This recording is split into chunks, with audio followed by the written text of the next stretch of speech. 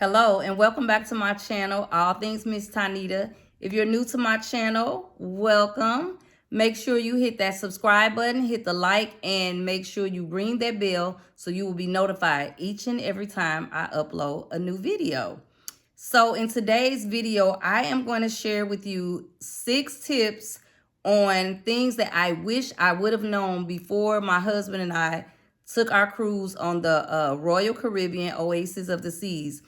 One of the things, so I've done a couple videos already about our cruise, and this is going to be the final wrap up video because I thought about it. You know, these tips are some things that I wish we would have known. So if you're interested, stay tuned. Okay, guys, we're going to jump right into this video because I want to make it short and sweet. I may look down because I did write down some of the tips just so that I stay on task. The first tip that I will say to you is when you book your cruise, every cruise ship that I've sailed so far and that I've heard of, Carnival, Norwegian, Royal Caribbean, all of those cruise ships, they have an app for the people that will be boarding their cruises. Make sure you download that app right after you book your cruise. Go ahead and download that app, get familiar with the things on that app, and make sure you turn on your notifications. And I'm going to tell you why. So the second tip is making sure you turn on the notifications, because when you do that, you will be alerted of any discounted services. For instance, the drink package, the internet package, any dining packages, any activities or excursions, they will let you know ahead of time. But they always, if you purchase these things before you board, you're going to get a really, really good discount. I wish I would have known that because some of the things we waited on until we got on the cruise, and by that time it was back up to the regular price, and they was not trying to honor any 25% or 30% discount that they had offered had we purchased those things beforehand. Number 2, if you have an iPhone, make sure, make sure you purchase the Wi-Fi internet package. That's going to come in handy, especially if you have an iPhone. Sorry, Android users. If you have an iPhone and you purchase the Wi-Fi package, you will have unlimited communication by FaceTime and text to anybody else that you talk to that also have iPhones. Now, I can't speak to Androids. I have no clue what the Androids do. No shade. So the internet package is also discounted if you purchase it before boarding day. Make sure you do. I'm telling you, it's so worth it. Number 3, make sure you pay for the drink package before boarding. Even if you're not going to drink alcoholic beverages, they have 3 levels of drink packages. We purchased like level 2. I believe it was about $30 a day per person. I know that sounds like a lot, but trust me, you will get your money's worth. Purchasing level 2, that was the non-alcoholic package. We still had drinks that were non-alcohol, like margaritas and daiquiris and things like that, but also specialty coffees like Starbucks coffees, espressos, those type of things are on that package. Unlimited water bottles, unlimited fountain drinks, and lemonades and things like that.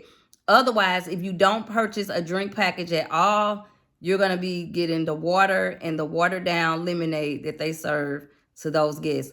Also, you may also want to bring your own water bottle or water container because you're able to fill your drinks. You're able to fill your drinks at their different machines as well. Number 4, it's a very kid-friendly ship. So just remember, most of the cruise ships, I've not known any that are adults only, but most of the cruise ships, they're kid-friendly, and so they're going to be kids running around everywhere. So if you have an issue with kids, you might not want to take a cruise. I don't personally have an issue with kids. I have grandkids. I just don't take them on vacation with myself and my husband.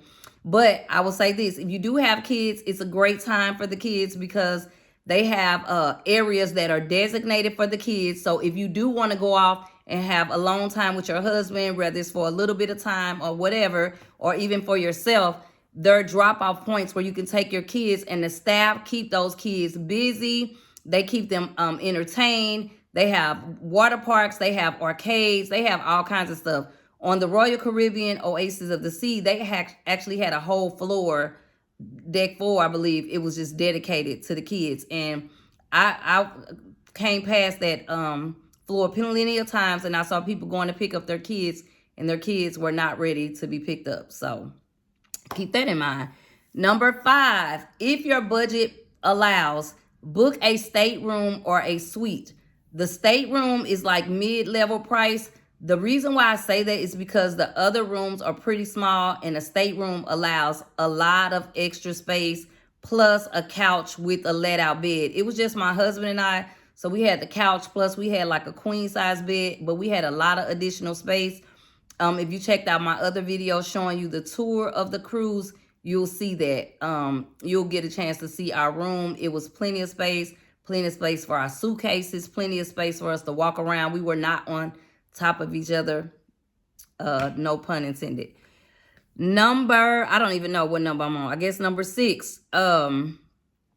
If you're going to be, now they have a buffet that is available for breakfast, lunch, and dinner, and it's open throughout the day. They also have areas where there's like 24-hour room service, pizza unlimited, probably to like 2 in the morning.